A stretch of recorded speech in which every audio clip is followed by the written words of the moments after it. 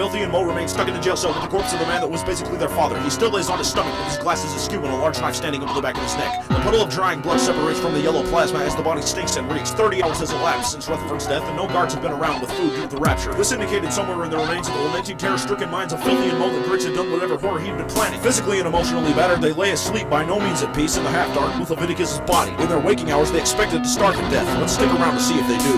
No, they heard an explosion and woke up, and then they saw the professor's body and remembered they were stuck. They didn't know what's about to happen, so they knew they had to be armed. They pulled the knife out of Leviticus so they wouldn't be harmed. The guard finally ran up. He had a melting face and screamed, "We're all gonna die if we don't leave this place!" He held up his key and then he opened the cage. Filthy and Mo jumped up with thoughts of Griggs in a rage. "You got the wrong man. You haven't yet won. Strangle you with my cuffs, kick your head and run. 5, 4, 3, 2, 1, and I'll blast off your head with a gun. You got the wrong man. You haven't yet won. I'll strangle you with my cuffs, kick your head and run. 5, 4, 3, 2, 1, and I'll blast off your head with a gun." They completely lost any composure that they once had had. It was due to watching the slaughter of their dear-old dad. Half-rational thoughts swam through their broken mind. They were being helped, so they had responded kind. The guard said, "Come on, death threatens us all!" And his terrified voice reverberated through the hall. Another guard behind him said, "You're not getting out!" Then he shot him in the back and blood sprayed from his mouth. The first guard fell at the hands of his superior. They were all crazy, but this man was eerie.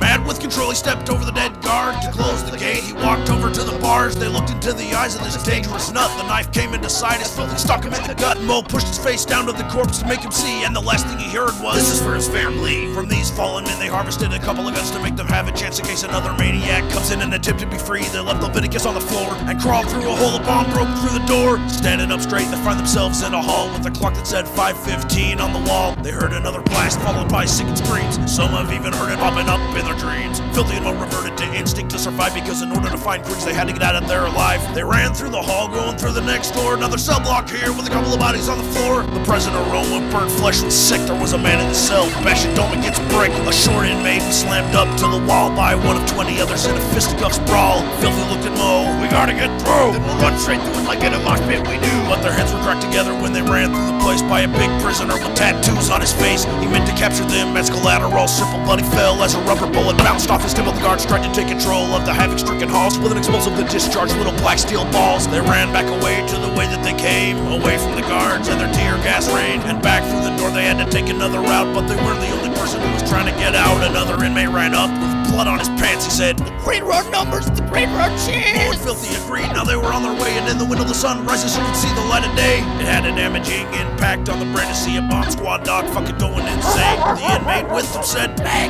right!" In a collapsed hallway was all that was in sight, so they took the other way. They were getting closer now, but this room full of guards just wouldn't allow. They said, "Stop right there, or else you're gonna get dead." The new guy grabbed Filthy's gun and stuck it in Filthy's head.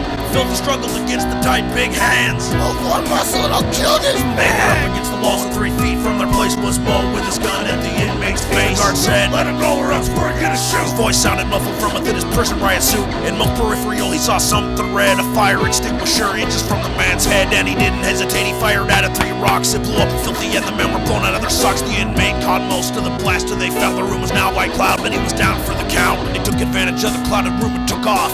Oxygen deficiency was causing them to cough. A flaming doorway showed the outside war. The door itself was on the floor, charged splattered with gore. They ran out, the sun was rising, there was fires and bodies compatible to G.I. Joe's plastic guns with the Saudis. A propane truck crashed through the front gate. A fireball, the suicidal man's fate. These 2 bums got to their feet and ran with the gas. From the guard tower, look, they're being shot at by a prisoner, laughing and shooting, showing his hate. And they were splashed with melted metal as they crawled through the gate. And they ran for their lives on hot-wired a car and sped back to the lab, cause it wasn't that far. And they changed forever, the drunken hobo brothers. Their last week of life was far worse than all the others, and you got the wrong